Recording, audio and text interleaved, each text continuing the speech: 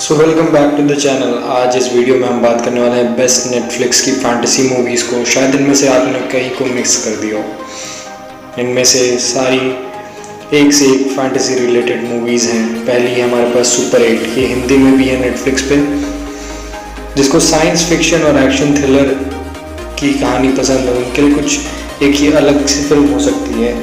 इसमें स्टोरी दिखाई गई है कुछ बच्चों की जो कि एक ट्रेन सीन को रिकॉर्ड करते हैं और उसको कैप्चर कर लेते हैं। वहीं से फिर अलग अलग कहानी शुरू हो गई है इस हॉरर फिल्म की।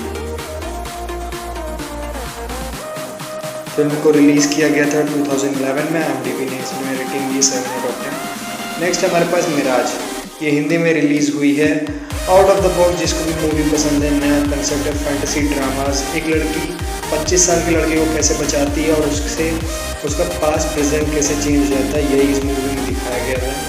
IMDb ने इसको रेटिंग दी है 7.4 और ये मूवी रिलीज़ हुई थी 2018 में।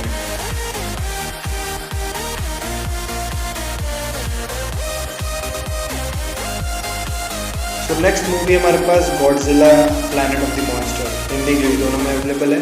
एनिमेटेड मूवी है और 2017 में से रिलीज़ किया गया था। गॉडजिला एक इमेजिनरी कंसेप्ट है, उसी के ऊपर ये एनिमेटेड मूवी है, कोरियन बेस्ड है और 2017 में से रिलीज़ किया गया था। IMDb ने 6/10 रेटिंग दी है।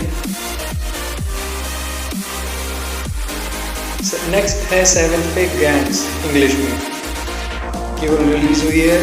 ये एक साइंस फिक्शन फैंटेसी मूवीज़ है। कुछ क्रिएचर्स हमारे प्लैनेट पे आकर के हमें मारना चाहते हैं। उनके पास कई अच्छे वेपन्स हैं। उनके और ह्यूमन के बीच में लड़ाई यही दिखाया गया है। इसको रिलीज़ किया गया था 2016 में। 7.1 रेटिंग दी गई है IMDb ने।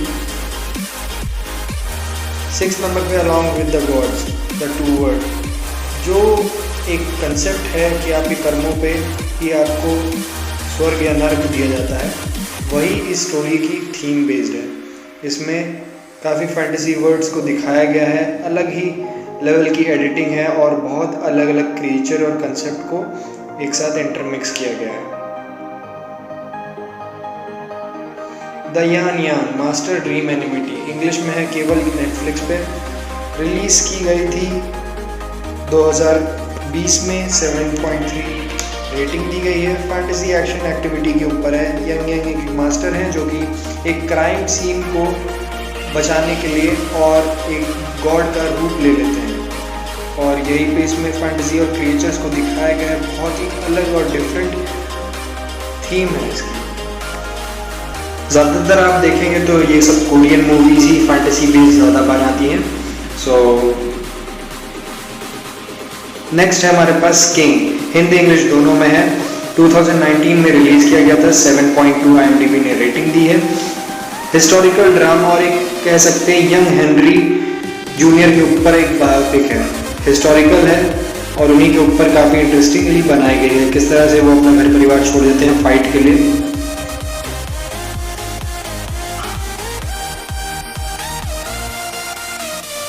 नेक्स्ट मूवी है rim of the world, Hindi English दोनों में है। 2019 में से रिलीज किया गया था। 5.2/10 IMDb ने रेटिंग दी है। फैंटेसी एडवेंचर एक्टिविटी, बच्चों की कहानी है जो कि कैंप में जा रहे होते हैं और एलियंस ने अटैक कर दिया होता है। काफ़ी डिफरेंट स्टोरी है और वो एलियन से कैसे बचते हैं यही इस पूरी मूवी में दिखाया गया, कैसे वो सर्वाइव करते हैं और अलग वर्ल्ड में चले जाते हैं, यही है।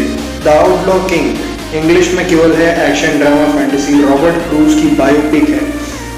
हिस्टोरिकल है, कैसे वो अपने घर परिवार को छोड़ करके पूरी किंगडम को बचाने के लिए चले जाते हैं। अपनी शादी, अपनी वाइफ, अपने सब कुछ छोड़ के, लग्जरीज को छोड़ करके वो केवल अपने किंगडम और वहाँ के लोगों को बचाते हैं, यही इस मूवी में दिखाया गया है। 2018 में रिलीज की गई थी। 6.9 IMDb ने रेटिंग दी है। नेक्स्ट है मेरी फेवरेट और number 1, space sweepers, science fiction fantasy के ऊपर बेस्ड है। ये एक ऐसी वर्ल्ड में आपको ले जाती है जहाँ पे अर्थ पे बिल्कुल भी सिविलाइजेशन नहीं है और एकदम वो रॉ अर्थ है। और इसमें एक 7 इयर्स की लड़की को कैपेबिलिटीज दिखाई गई कि कैसे वो पूरे ब्रह्मांड को चेंज करने की ताकत रखती है उसको।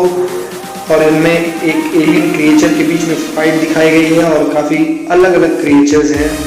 ये भी एक कोरियन मूवी है, हिंदी इंग्लिश दोनों में। that's it for the today's video. Please like, share and subscribe the channel, and bye bye.